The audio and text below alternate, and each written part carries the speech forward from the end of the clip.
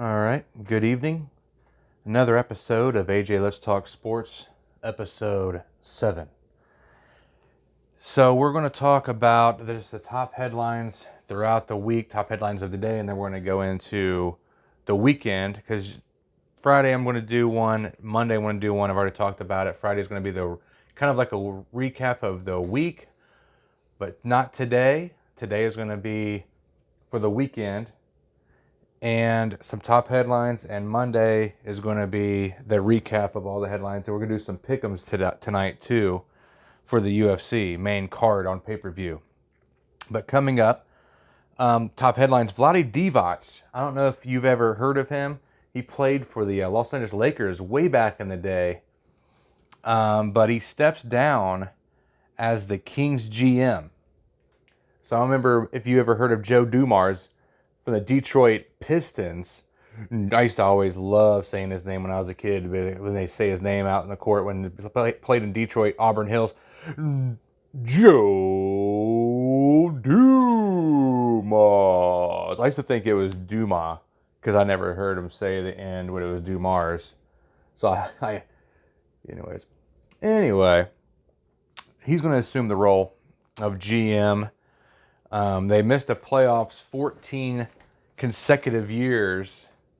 They did beat the Lakers, I think, on their final game this year, but it's the longest streak in the league and haven't made the postseason since 2006. 2006. That was only 3 years after I graduated high school. Was it 22 years old, young stud. Now look at me. That's how long that's been. Oh, man. Long time. Balding and grayer and bigger. You know what I mean? A little flopping around down there. That's how long 2006 is. 2006, six-pack abs, full head of hair, but I'm being a narcissist. This isn't about you, even though it is my show, but I digress.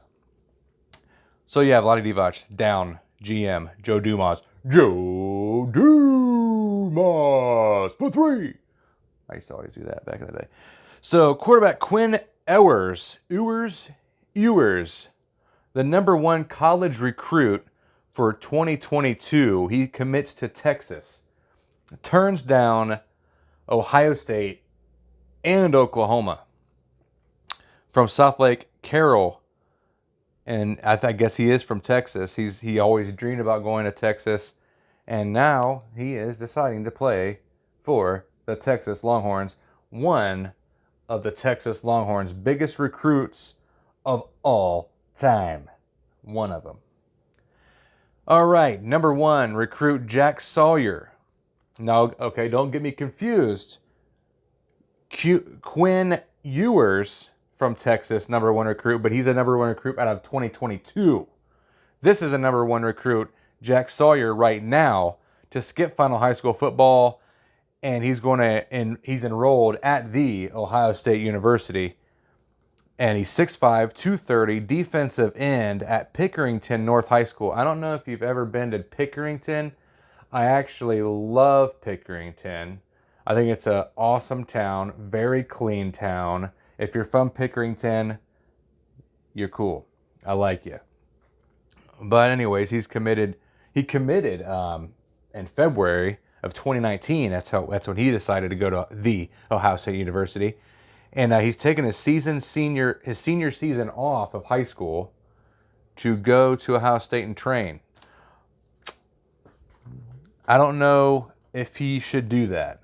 To be honest with you, I don't know if he decided to do that before the Big Ten decided not to play any football, which I'm sure he probably committed to do that before he knew that because they just did it like a day or two ago, that the commissioner of the Big Ten said that they're not going to play any college football this year, which is ridiculous. If they're playing pro sports and they travel farther, how come the college teams can't play their football? I mean, even if you want to just break it down, I was talking to my cousin about this earlier.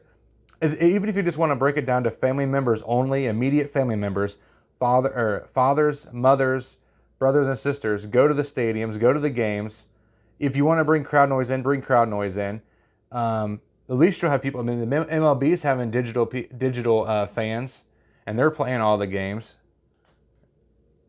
I just don't understand it. I need a stat guy. Anybody wants to come in as a volunteer, any college student, high school student wants to volunteer for being my stat guy, come on over. But because I just don't, my computer is always crap. I'm not going to go through that again. But I write it all down now, so I'm not going to miss anything. But on this high school note with Jack Sawyer out of Pickerington North High School, I would have stayed for my senior year. And going into the Big Ten, the commissioner and all this, is stuff leaking out that I was told also about. They already, I guess they were planning this, and then the Pac-12, and I have no clue. I didn't really dive deep into that issue, but I just don't understand why the Big Ten and all them aren't playing. I guess there's 2 or 3 other conferences that are going to be playing, so good for them, and that even makes us look even worse. I mean, if you're a freshman coming in, you're screwed because you're not going to play for 2 years. Because they're ineligible seniors and juniors that can play again next season. So the freshmen that are coming in, you're sitting out for probably 2 years, dude. You're done. And then you got to go, and then you got to wait for them. Then you got to play for your sophomore, junior year, and then try to make it in the NFL. I don't know. It's going to be rough. I don't know what they're trying to do and what they're trying to plan. But let's get into the main stories that I want to talk about. Just 2 of them. PGA once again, and the UFC. So we're just going to hit the PGA for a little bit, and we're just going to hit the top 5. So Tom Hodge, Si Woo Kim, Taylor Gooch, Billy Horschel, Harris English, Shane Lowry after round 2. So they got to figure out, once they get through round 2, they're going to figure out who gets cut, who doesn't get cut. This is the Wyndham Championship. I don't even think Tiger's in this. That's why I didn't want to sit and park on to talk about the PGA Tour this weekend, because I looked through everyone that I liked. I didn't see Bubba on there. I didn't see Phil Mickelson on there. I didn't see Tiger Woods on there. I mean, I saw, who was it? I saw Koepka, Brooks Koepka. He was on there, but he was tied for 124th. What are you going to do? And then I had some good things about the Tommy Fleetwood. You can't say Tommy Fleetwood without doing Tommy Fleetwood. And that's more Irish, but... Kiss the Blarney Stone. I was going to say put another shrimp on the Barbie. That's Australian. Put another shrimp on the Barbie. Down under, but that had nothing to do with it. That's just how my mind goes. UFC. Main card. Okay. It's on pay-per-view, so I'm not going to be able to watch it because your boy is broke. So I can't watch this fight. Maybe you can go to Frickers or something like that and watch it. John Dobson versus Merab. I'm going to botch this guy's last name. Davalishvili. It might be. I'm going John Dobson. Herbert Burns versus Daniel Pineda. Going Herbert Burns. Looks like I think I picked all the left side. If you're looking down the list on the main card, if you're actually on the website and looking at it, it's all left side. Another note. I believe yesterday, Thursday, that was August 13th, National Left-Handers Day. Yes, your boy is a left-hander. Props to that. Salute. And Junior Dos Santos, man, he's been in the UFC for a long time, hasn't he? Still there, versus some guy, I want to botch this guy's name up too, Jairzinho Rosenstruck. Jairzinho Rosenstruck is this guy's name. I went Junior Dos Santos just because of the veteran in him, Junior Dos Santos. Sugar Sean O'Malley versus Marlon Vera. Sugar Sean O'Malley is who I got. I guess he's supposed to be from Ireland, but it says he was born here in America. I don't know. Maybe his family's from Ireland. Maybe he was born in Ireland and then came here. Maybe he's a dual citizenship. Maybe I should have looked that up more. That's why I need a statistician. Give me a statistician. They would look that up for me right now on the fly. Boom, and I'd give you all the answers. But I digress again. Sugar. Give him to me. I did see like a little Snoop Dogg was promoting him a little bit with his little Henny up there. Sipping on the Henny. Snoop Dogg. Okay. Stipe Miocic versus Daniel Cormier. Stipe, jump from the land till I die. Till I die. I got Stipe on that one because, he's from Ohio. He's probably not another, well, I guess he resides in Cleveland, but he could be from another country, maybe born in another country. I'm thinking Croatia, Czechoslovakia, somewhere in that area. But Stipe Miocic.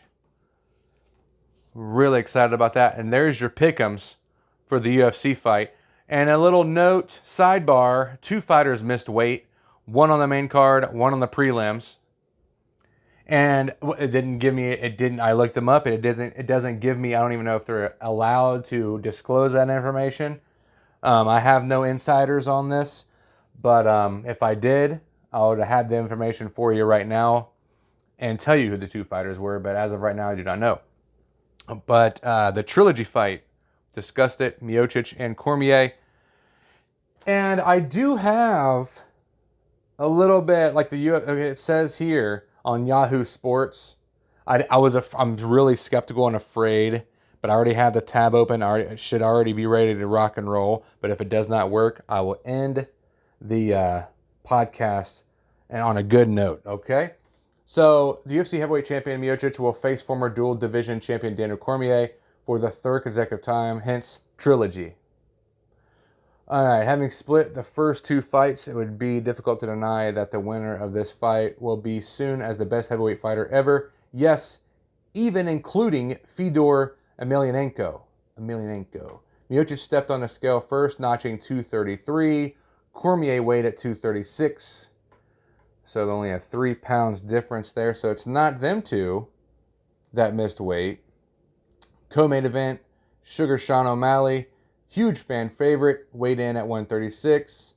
136. Woo! That is tiny. That's my left leg. He has the opportunity to prove just how good he is facing Marlon Chito Vera, who also weighed in at 136. Bantamweights. You skinny little kids, boys. I'll snap them like a twig. There it is. Okay. I digress. First fighter to miss weight was TJ Brown at 146.5 when he weighed in for his featherweight fight with Danny Chavez, who weighed at 146. So I guess you get a 0.5 additional hour to lose a 0.5 pounds, but failed to get down to 146. So they gave him an hour, didn't make it. One of the final 2 fighters to scale with minutes to go in the 2-hour weigh window. Herbert Burns blew past the featherweight limit, weighing 149.5 pounds for his first fight dinner. That was, oh my gosh. So it doesn't even matter. I should have looked this up before I even picked him. Herbert Burns will not get the win even if Herbert Burns wins because he missed weight. So I guess Daniel Pineda it doesn't matter. It's a nil. Wow. 3.5 pounds over. Herbert Burns, what is wrong with you, dude? Wow. What are you doing, just walking around fat and nasty and then you just try to come out and be a beast? Doesn't happen like that. Be a professional, Herbert Burns. Be a professional. Generally, when a fighter misses weight, he forfeits a percentage of his fight purse to his opponent to keep the fight on the card. UFC officials had not yet verified whether that would be the case in either of the 2 bouts where athletes missed the mark for UFC 252. So there you have the UFC there. More upcoming sporting events and news coming next week, next Friday. And your national football also, which I'm really excited about.